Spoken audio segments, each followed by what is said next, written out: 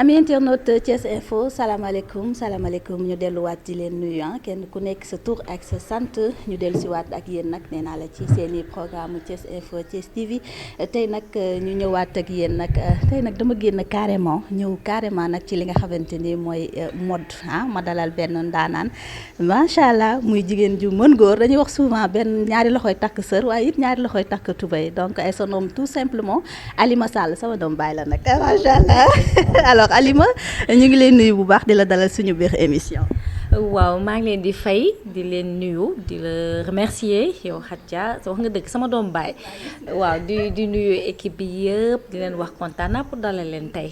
ñun itam kontaan nañu bu baax ci dalal bi ñu dalal macha allah parce que comme ni ngeen ko gisee moom moo ma génne fii tey ci donc ci kaw ba ci suuf moom moo ma solal donc yaakaar naa ne war ngeen mën a comprendre à peu près li nga xamante ni moom ci loolu lay yëngu mais laataa ñuy dugg nag ci biir waxtaan du bëgg rek nga présenter askan bi ñuy seetaan kan mooy Alima. waaw Alimatou Sall maa ngi dëkk Sénégal juddoo Sénégal def samay études fii j'ai fait une formation en management ci école bu nekk de la place ba am sama DG diplôme supérieur de gestion def ay entreprise ay stage prestation de service lu nekk ma dugg ci voilà donc depuis 2018 nag ma ne léegi nag dafa am benn passion bu nekk ci man boo xamante ne yàgg naa di ci foo yàgg naa di sol nit ñi di apprécier ma nekk ak sama yaay aussi mu doon ñëw et tout ma ne pourquoi pas ma dugg ci entrepreneuriat liggéeyal sama bopp amal sama bopp aussi mën a xam nga sama rêve bi ma amoon di concocter affaire di def yu rafet nit ñi di kontaan ma mën ci liggéey. voilà donc balaa ñuy sori dama dégg tout à l'heure nga ne def nga formation donc après formation yi nga def jot nga liggéey ci ay entreprises. waaw c'est bien ça comme ni ma ko waxee léegi xam nga soo jàngee tu as le bac après nga def sa formation soo paree da nga def ay stage donc def naa pas mal de stage boîte yu bëri jaar naa fa yi ay 1 an yi 6 mois yi un peu plus et tout am na yeneen yoo xamante ne nag dama doon def carrément prestation de service donc c'est des contrats à durée déterminée. voilà donc ku nekk xam na dëkk bi parfois liggéey bu stable dafay xaw a jafe donc soo bësee bës nekk ci ba benn moment xëy na mu xaw a dëgër tuuti wala li nga doon xaar gisuloo ko bon benn instant nga ne xaaral ma jéem a parallèlement même si mën nga am beneen stage wala mën nga am benn contrat nga liggéeyal sa bopp aussi daf siy baax. voilà waaw comme li ñuy wax rek jigéen am na ci place am ci société bi donc dañuy rafetlu vraiment initiative bi nga jël mais bëgg nañu xam aussi exactement lan moo la poussé réellement ba nga bëgg a def sa yëfi bopp jël sa yoonu bopp nekk femme entrepreneur. waaw entrepreneuriat nag man daf ma mës a neex dama bëgg chaque fois di fayital sama bopp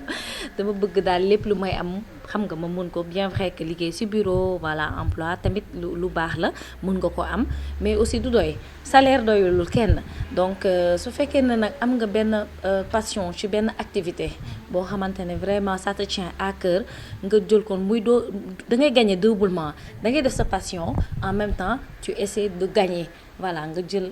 benn activité revenu bu lay apporter revenu nga liggéey ci donc loolu daal laa toog benn instant ma ne pourquoi pas bëri na sama ay copines samay famille ñoom tout le temps dama waa Alima pourtant boo defoon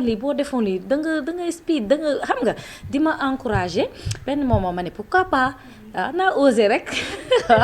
mu mel ni su ma la gisee ngay wax déjà buñ la xoolee ci très bien habillé macha allah dañuy wax souvent aussi xale li muy fooyee tout à l'heure dégg naa nga wax ko sa biir wax xale li muy fooyee su màggee loolu lay def dégg naa aussi nga ne sa yaay aussi dafa mel ni da doon couturière la est-ce que mën nga ñu dellu si tuuti rek. waaw avec plaisir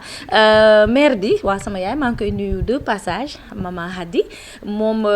depuis ma nekk toute petite dafa doon ñëw elle était couturière bien vrai que léegi bàyyi na loxoom tuuti donc dama daan gis tailleur di ñëw ci biir kër ga muy ñëw kubéel nii associé couleur bi defal lii xam nga rek xale boo jàngiwul nga ñëw toog di observer affaire yi di ma neex et puis comme nit ñi dañ tàmm wax yow da nga bëgg àdduna dañ ma yaa tàmm wax loolu di ma tooñ ak yooyu donc c'est vrai que xam nga lu nekk sa biir xol rek affaire bi ma koy màggaale di ko màggaale fu ma toog damay dem sax man daan yóbbu sama tissu pour ñawlu par exemple je viens je dis lii laa bëgg expliquer benn affaire donc tailleur day mujj ne ma mais madame yow moom li ngay expliquer doo bàyyi ma ñawlu man ko déedéet waxuma lii laa wax donc ba mu yàgg ma ne xaaral autant ma toogal sama bopp ut engagé samay ay tailleur bopp may def sama ay création bopp xam nga di inspiré bien sûr ci lu existant ba pare mais ma ci yokk sama touche. Alors est-ce que mën nañu xam différentes activités yi nga xamante ni yaa ngi koy def. man nag je touche à toi pour dire vrai donc. li ma fi gis moom macha allah xam naa ni wanewuloo yëpp mais xam naa ni format ci wéyu bay mais am na yeneen activités yooyu def ci suuf alors est-ce que mën nga ñu ko waaw donc comme ni ngeen ko gisee donc man maa ngi si ñaw bi maa ngi si confection de tenue voilà lépp luy taaral jigéen lépp luy taaral même góor ñi maa ngi ci ñoom et tout xale yi mag ñëpp a ngi si biir donc moo tax ma jël sama structure ma tuddee ko taar. dinañ ñëw foofu après. waaw ñu taar création design à l'africaine voilà donc je suis dans ça damay def commerce aussi donc dama am sama structure boo xamante ne A2S laa ko tuddee Alimatou Sall service donc pour ma mën a englober lépp activité bu may faral di def donc je suis dans le commerce damay jënd di jaay opportunité bu ma gis boo xam ne daf may permettre ma jënd jaayaat am sama marge xam nga dama ciy dugg nekk ci en même temps ak li nga xamante ne moom mooy ñaw bi aussi donc ñaar yooyu daal laa cumuler rek xam nga rek pour xool affaire yi nu mu gën a baax. et je vois que ça marche bien parce que macha allah catuma la nag mais ku la xool xam ni yaa ngi ci biir à 100%. waaw ñi ngi jéem ñaan yàlla mu gën a defar affaire yi xam nga ñu gën a am visibilité nit ñi gën a xam suñu liggéey. Voilà parce que vraiment le peu de clientèle bi ñu am ñi ngi leen di essayer di leen satisfaire. alors gis nañ fii lu ci mel ni ay chapeau lu ci mel ni ay càkk voilà donc expliquer lu ñu tuuti gis nañu aussi ay ensemble yooyu defar man li ma sol macha allah yaa fi génn chapeau bi yaa fi génn alors explique. mi ngi noonu voilà donc man dama ne accessoire dama siy liggéey bu baax voilà. merci Bamba. voilà mi ngi noonu gis ngeen ko ni tenue bi. voilà tailleur la xam nga nit ñi en général bu ñu nee tailleur rek dañuy dem xam nga sur le net taper wala ñu dem importer ay yére et tout ma ne leen pourquoi pas da nga koy patcher voilà jël wax bi patcher ko def sa tailleur def robe bi ci biir xam nga soo neexee boo xawee tàng tuuti teg fële dese sa petite robe voilà en dehors de ça damay maa ngi ci collier yi voilà am na ay chemise yi yëpp taar moo ko liggéey tu vois. chemise yaa ngi nii y a des jupes y a des pantalons tenue yëpp dañ koy liggéey ak associé ko ak le wax voilà parce que j'adore parce que dama gis nga focaliser wu carrément ci wax lan moo waral choix boobu. waaw dama bëgg touche africaine bi ñu koy génne parce que tamit nit c'est bien bu ouverture baax na trop monde bi ñu nekk mënut a ñàkk mais aussi foog ñu fàttaliku tuuti xam nga ci lu ñu nekk nii muy suñu culture muy culture africaine ku nekk xam ne wax africaine dañ ko jël rek moomale ko seen bopp soo gisee wax sa xel première chose moom mooy africanité donc moo tax chaque fois damay bëgg lépp lu may liggéey rek même bu dee benn bu ndaw a ndaw lay doon ma def ci wax bi donc looloo waral gis nga ko ni collier bi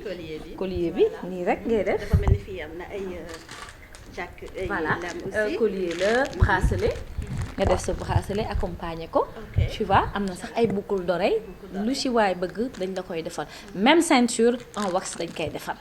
donc lépp pour vraiment nit ñi kontaan ci ñun gis nga ko ni am nañu chapeau dame chapeau grande dame voilà chapeau grande dame foulard en même temps chapeau noonu lañ ko liggéeyee am nañu d'autres types de bonnet yooyu yëpp bi nga sol nii bi ma def tu vois bonnet bi nag maa ngi ko tuddee sama sœur Aram ma tuddee ko bonnet Aram donc voilà mi ngi noonu même foulard pour les grandes dames comme ni ñu ko waxee fël-falaale ci la bokk les grandes dames ci lañ bokk de chanter lii yëpp yaa koy defar wala da nga am benn équipe derrière dama am équipe voilà dama am équipe tout le temps damay am idée yi donc je viens je le dis lii laa bëgg xam nga ñëw toog jéem ko defal sama bopp comme ñoom loolu mooy seen domaine moom la ñu di jàng wala boog loolu mooy seen expérience ñu ne ma defee ko nii defeel nii ma validé waaw mi ngi noonu noonu la daal mais gis nañu aussi bi ñuy demee ci sa page Facebook même max yi donc ko def en wax gis nañu aussi même les tenues de plage. dafa nekk à Vax donc tu vois que kon ñun topp nañ la. aha waa gis nga man c'est ça man loolu laa bëgg dama ne sooy liggéey ci benn affaire doo yem rek ci nga ne lii rek laay ñëw damay ñëw yére olof grand boobu affaire yooyu nangam da ngay topp tamit période bi lu mu laaj comme dañu nekk ci été merci comme dañu nekk ci été nit ñi dañuy bëgg dem plage voilà bien vrai que pandémie baa ngi fi mais quand même nit ñaa ngi dem plage comme ñi ngi dem plage nag ma ne pourquoi pas ma créer ma defar ay li nga xamante ne moom mooy maillot de bain 2 pièces yu décent def ci touche africaine ba tey laal ci vax bi nit ñi ab bëgg ko trop apprécier ko trop mi ngi noonu donc man daal période bu nekk lu ciy am bi ñuy indee pandémie bi mu ñëwee nit ñi ni commencé masque sama première chose xaaruma sax ay tailleur wala affaire yi dama njëkk a ñëw je prends sama ciseau ma dagg xam nga jël à la main defal sama benn masque. donc yow da ngay dagg di ñaw. non pas exactement ça mais à force may jege sama ay tailleur damay dem ba damay am mais bi quoi voilà donc ma daggal sama bopp xaaruma sax kenn takk affaire bi réussi ma ne waaw pourquoi pas après laa ñëw nag ma ne xaaral je vais voir yan type de motif de wax laay jël liggéey ko defar ci sama ay masque donc masque yi aussi noonu lañ ci doon liggéeyee. alors kon d'accord nga tey souvent dañuy wax naan les femmes entrepreneurs sont des pionnières elles sont audacieuses elles sont tellement organisées kon est-ce que yow d'accord bu baax d'accord naa ci loolu d'accord parce que il le faut ah non il le faut parce que soo ko deful monde bi ñu nekk nii je pense que de plus en plus jeunes yi mag ñi ku nekk ñi ngi góorgóorlu vraiment di dugg ci entrepreneuriat di demal seen bopp et tout te defe naa ne boo bëggee def li ñëpp di def te apporter woo touche mën nga xaw a dem ginnaaw tuuti donc pour éviter loolu moo tax tout le temps maa ngi xool lan laa war a mën a apporter fan laa mën a génnee foo xam ne nit ñi xaaruñu ko woon def ko comme ça nit ñi kontaan clientèle bi xam ne kat tout le temps su ma toogee benn période dinaa am lu bees dinaa am lii dinaa am laa donc c'est ça moo tax dafa laaj nga ñeme ko parce que yombul parfois mën nga def nit ñëw xam nga xaw a saboter non inconvénient yi voilà mën na bañ a apprécier trop mais da ngay gën a liggéeyaat pour nga am résultat final bu satisfaisant donc c'est ça éternel recommencement la àdduna da ngay def tey mu tane nga defaat mu gën a baax ngay parfaire rek. alors gis nañu sa structure yaa ngi ko tuddee ta création et design à l'africaine bëgg naa xam lu waral loolu. alors comme ni ko waxee sànq taar olof la taar lu rafet lu yanji lépp lu rafet rek mi ngi ci biir donc man li may bëgg mooy ne nit ñi yanji ne nit ñi rafet ne nit ñi waaw seen xol féex donc par rapport à ça ma tax ma ne sama structure bi nga xamante ne moom moo jëm ci wàll ñaw ak yooyu ma tuddee ko taar donc sànq laaj nga ma lu tax wax bi lu tax wax bi voilà donc ma ne la que dama bëgg jëmmal suñu culture dama bëgg voilà culture africaine boobu ñu moom muy feeñ ci sama liggéey à chaque fois moo tax ma ne taar design à création à l'africaine donc lépp loolu mooy wane ne que lépp lu may liggéey rek su fekkee ne 100% la 90% yi dinañ fokk ñu gis ci touche. non mais yoon la parce que du yoon aussi ñuy dem tout le temps di dem extérieur di jëli seen kii donc yoon la aussi ñun en tant que sénégalaise ñu wone li nga xamante ni ñoo ko mën vendre suñuy ay produits loolu aussi. et surtout beneen côté bi tax ma gën a bëgg ñu liggéey fii nii parce que day tax nga am main d'œuvre. suñu Sénégal fi y a plein de jeunes yoo xamante ne ñii ñi ngi ñëw ay couturier ay tailleur lañu ñeneen ñi ngi ñëw à la main di ràbb keneen ñi ngi def ay musóor keneen ak keneen léegi su fekkee ne ñun li ñuy utiliser li ñuy sol yëpp wala lu ñuy kii surtout que habillement dafa dox Sénégal da ngay dem extérieur nga dem Chine wala nga dem feneen nga indi ko ñoom lan la ñuy liggéey après lu ñuy liggéey donc di nga indi mais aussi ñoom tam nga liggéey loo leen ñu am dara yóbbu seen kër voilà xam nga affaire gën a soqaliku loolu dong la. alors fi ñu toll nii ak fi jamono toll ñaw aussi saturé na est-ce que femme entrepreneuriat est-ce que metti na yan jafe-jafe yi nga xamante ni moom ngeen ciy rencontré. waaw c'est pas facile du tout comme ni nga ko waxee dafa laaj nga audacieux dafa laaj persévérance patience surtout. waaw patience parce que dara xëyul sotti surtout pour un début lu nekk di nga ko gis di nga gis ñu lay faqatal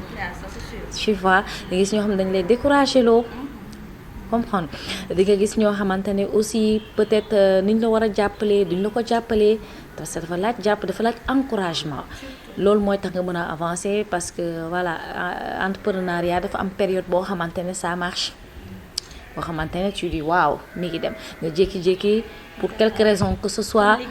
voilà liggéey yëpp mu xaw a dëgër tuuti donc su fekkee ne yow li ngay def bëgguloo ko wala fekkee ne yow da nga gaaw a découragé da ngay gaaw a baisser les bras te boo baisser les bras rek affaire yi du dox donc vraiment dañuy conseiller sama sœur yi sama maman yi sama ñëpp képp ku dugg ci entrepreneuriat yombul gaa dañ koy wax mais quand même ñu jàpp mu dëgër ñaan yàlla mu doxal affaire yi. alors yombul boobu la ñuy taxaw parce que quand tu es marié ça c'est autre chose parce que dañuy gis ni Sénégal moom ku ne xam na sëyu sénégalais ni muy doxee boo xasee ba marié dafa am yu bëre yoo xamante ni da lay tënk en tant que femme entrepreneur naka nga yaakaar ni une femme mariée war na mën a gérer et le travail et foyer bi. waaw je pense que foofu organisation nag la laaj dafa laaj organisation ku nekk xam na ñun sénégalais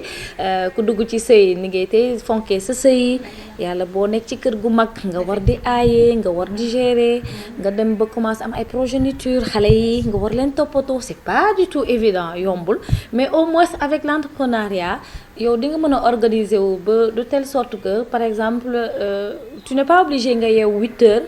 pour dem sa bureau pour dem sa place liggéeyee tu n'es pas obligé nga respecter yenn heure ne telle heure laay wàcc wala nangam ak nangam yaa moom sa liggéey moo tax foofu tamit mu am solo liggéey bi nga moom di nga ne su ma xëyee suba teel dinaa toppatoo bébé dinaa toppatoo jëkkër dinaa def lii def laa ba telle heure ma rocceeku dem lijjanti li may lijjanti ou alors si ça doit te prendre une demi-journée sax pour sa kër nga nekk ci et que le soir heure bu la neexee nga wàcc. ni nga koy waxee yomb na de mais des fois jëkkër yi xaw ñoo teg choc nii mu metti torop foofu nag day compliqué góor yi sama mbokk góor yi ñoom laay interpeller parce que tamit yombul parce que tam foofu aussi dafa laaj ñu comprendre la compréhension aussi bien belle famille bi que sa jëkkër surtout à la base parce que jigéen aussi su nekkee di liggéey benn affaire lépp lu muy liggéey pour njaboot gi la parce que lu ñu sonn jigéen lu mu sonn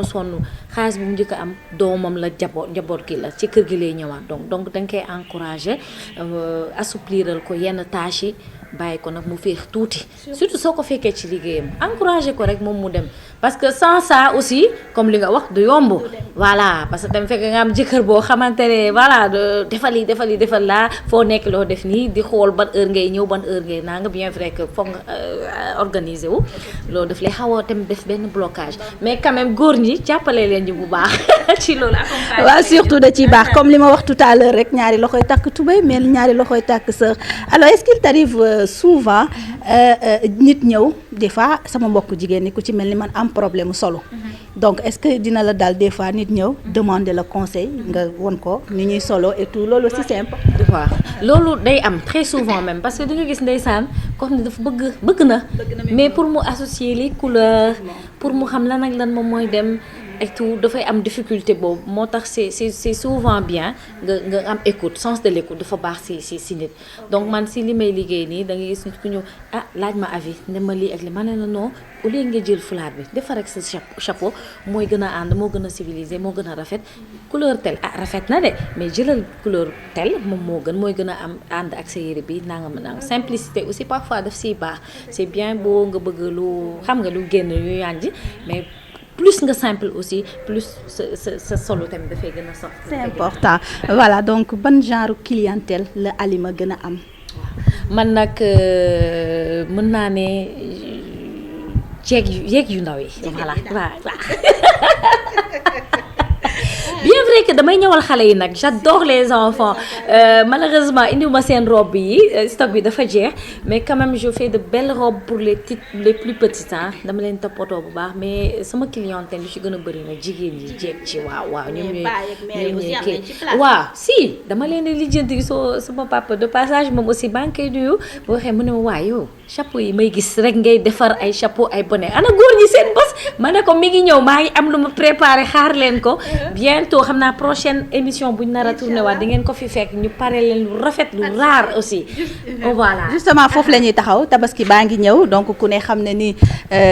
sama mbokk jigéen ñi góor ñi dañu bëgg sañsa tu vois alors Halima lan lay préparer pour la fête pour la fête nag ñi ngi pare yu rafet xam nga comme nag fête bi xale jigéen yi ñoom dañuy bëgg xaar ba jour yi rek ñu solo toj fi dama koy def exclusivité tailleur baa ngi ci ñi ngi ñëw yu toj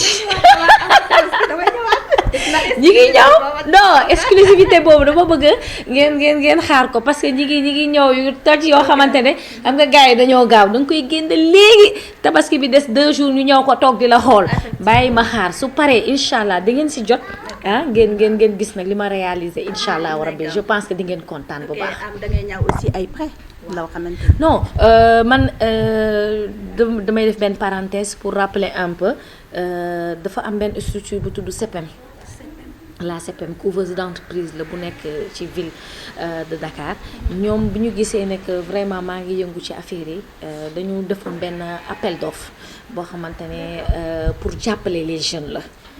entrepreneurs yi pour ñu vraiment ñu mën dem kanam parce que c'est pas évident fokk nga am tamit benn somme montant booy démarrer boo xam ne da lay permettre nga mën a décoller donc ñoom bu ñu defee benn appel à candidature j'allais dire ma déposer sama dossier ñu xool ko def ay entretien benn yoon ñaari yoon c'était un peu difficile mais bu ñu gisee ne que kii kat li muy def bëgg na ko mu ngi koy défendre ma défendre sama bopp et tout ils ont pu vraiment valider sama li nga xamante ne moom mooy sama projet donc ils ont fait des formations xam nga renforcement de capacité voilà ñu xool marketing bi approche clientèle xool communication bi xool comptabilité parce que booy def li nga xamante ne moom mooy entrepreneuriat yow lépp ngay doon surtout pour un début parce que mënoo ko recruter en comptable par là en chargé de marketing par là donc yow yaa defal sa bopp pour un début donc ñu formé ñu après sanctionné par benn diplôme en même temps ñu jox ñu benn financement voilà donc bi ma jotee man sama financement dama ne comme amoon naa idée bi ci bopp bi maa ngi doon def par tuuti ay quelques articles dama ñëw rek def sama collection j'ai fait ma collection tenue bu nekk ma def ci taille yi S L M ba même double XL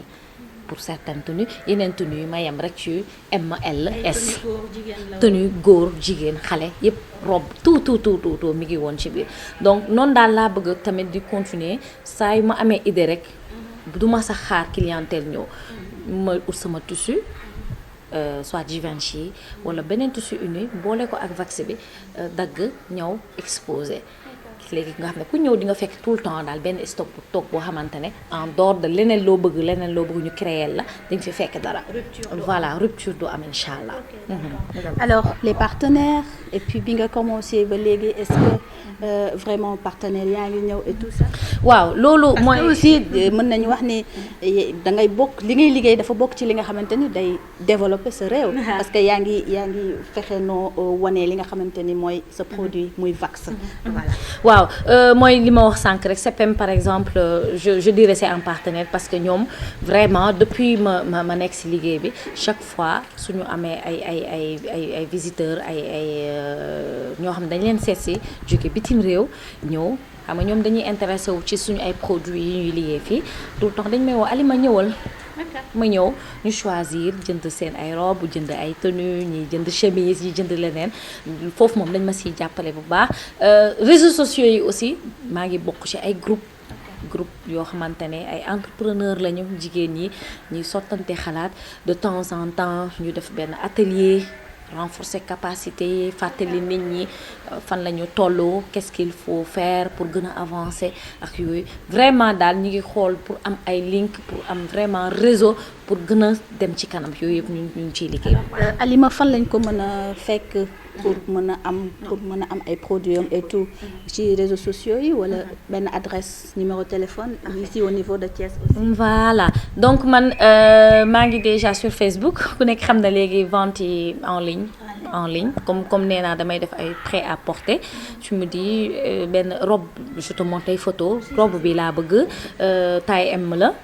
ma ne la waaw livraison temps la nga ma livrer la nga fay ma ça fu waay mën a nekk parce que en parenthèse je remercie sama benn cliente Christelle moom mi ngi Europe mi ngi France Guyancourt elle ci Facebook bi rek lañ xamante donc non seulement elle achète mes propres produits mais elle aussi day jékki-jékki ne ma je veux ça ma confectionnel ko jox ko benn GP mu yónni ko donc ku nekk Europe États-Unis foo mën a nekk soo contacter soo duggee sama page Facebook soo ñëwee di nga gis article yi foofu nga def sa choix page Facebook bi waa Tar by Alimatu soo tapee rek Tar by Alimatu di nga ko gis nga dugg xool photo yi nga xool lu la intéressé nga kii soo amee aussi d'autres idées yoo xamante ne peut-être retrouver woo ko wala nga bëgg leneen boo ma contacter je suis accessible voilà sallealimatu@gmail.com moom mooy sama adresse mail le téléphone 77 605 49 41 ou alors le 77 577 37 84 am naa nag deux lieux lu ñu ma mën a fekk voilà adresse physique ici à Thiès maa ngi cité Malick Sy villa 144 ku bëgg lu rafet nga ñëw fii Dakar aussi ñi nga xamante ne dañuy dem ak ñëw yàkkamti nga dem fi benn soo nga ñëw cité Kër Damel ma ñëwal la lu rafet wala nga ñëw rek yëkkati benn macha allah. Alors un conseil pour les femmes entrepreneurs et même femmes yi nga xamante ne sax nekkuñu entrepreneur dañu bëgg lu yomb tëdd nelaw rek la ñuy def alors un conseil. waaw tëdd bi xam nga tëdd dafa neex tëdd rek di jóge ko yow dafa neex mais bu weer bi deewee wala nga toog am soxla nga bëgg fu ne nga fëgg nga xam ne liggéey baax na mais nañ góorgóorlu c'est pas évident mais nañ gis nga liggéey lu mu tuuti rek yow ne yàlla na barkeel rek affaire moo am solo ku mën a toog jaay caafam na ko toog mën defar beñee parce que ku nekk y a pas de sous-métier gis nga lu gën a bon mooy nga sous-estimer benn métier wala affaire yooyu noonu non yow fexeel ba rek looy dugg rek na nga ko def par amour na nga ko bëgg ba pare nga jox ko àqam c'est ça man loolu lañ may wax suñu waa kër yow boo xasee ba engagé ci benn affaire ma ne non c'est ça da ngay dugg ci benn affaire nit ki toog di la xaar pour nga satisfaire ko je suis obligé da ngay dem ba jeex soo bu fekkee da ngay toog yàq say nelaw ba x time tu le fais et puis ku ci dugg ba pare nga attentif nga bàyyi xel say clientèle aussi parce que je pense que liggéey mën naa ko def Kadja def ko Fatou keneen ak keneen mais luy différencier nit ñi mooy approche clientèle bi ngay am parce que cliente bi bu ñëwee fulaaloo ko wala déglu woo ko mu wax la lii nga def leneen wala bàyyi woo ko xel wala ouverto ci kanamam day dem bàyyi la fa uti sa morom donc nañu góorgóorlu ku nekk jóg ñu takk suñu ndigg ñu liggéey pour amal suñu bopp dara. Voilà donc Alimatou en tout cas ñu ngi lay remercier mais une dernière question Alimatou est-ce que tu es mariée? Non ne présente-moi non. mais Alimatou xanaa góor ñi dañu gumba wala du mu demee noonu. moo ma jaaxal mais yàlla baax na lu jot yomb. lu jot yomb waa ñu ngi xaar acca bokk en tout cas dafa mel ni am naa kenn loolu après dinañ ci wax en tout cas lan mooy sa dernier mot. waaw di leen remercier bu baax vraiment Thiès Info maa ngi leen suivre bu baax di leen encourager liggéey bi rafet na Kadja liggéey bi rafet na ñu ngi gis li ngeen di liggéey ni ngeen di promouvoir jeunes yi ni ngeen di promouvoir culture bi vraiment ci seen direction ba yéen ñi nekk ci équipe bi c'est sur le terrain ma leen di remercier di leen wax kontaan naa taar daal mi ngi fi pour vraiment taaral jigéen yi fexe ñëpp kontaan fexe ñëpp solo ba rafet muy góor jigéen mag ndaw ñëpp ci biir émission bi yàlla na ko yàlla saxal mu toog ba dem nekk ay émission mu am réussite ñëpp di ko dégg partout dans le monde incha allah war kontaan naa bu baax. vraiment ñun tamit ñu ngi lay remercier vivement ci dalal bi ñu dalal macha allah kontaan nañu torop ndax li ñu fi fekk moom vraiment dal na xel torop gis nañ ni jigéen bu. jàmbaare nga te man loolu dama koy bëgg ci jigéen donc merci beaucoup amis internautes Thiès Info ñu ngi leen di sant di leen gërëm yéen ñi nga xamante ni yéen a tàmm seen site leader seen site préféré Thiès Info Thiès TV di remercier toute l'équipe plus précisément nekk sama ñaari caméraman yi donc di leen jox dig daje demain inchallah ak beneeni ndaanaan d'ici là restez scotchés au www.thiesinfo.com. Merci beaucoup Alima, merci beaucoup et à demain inchallah.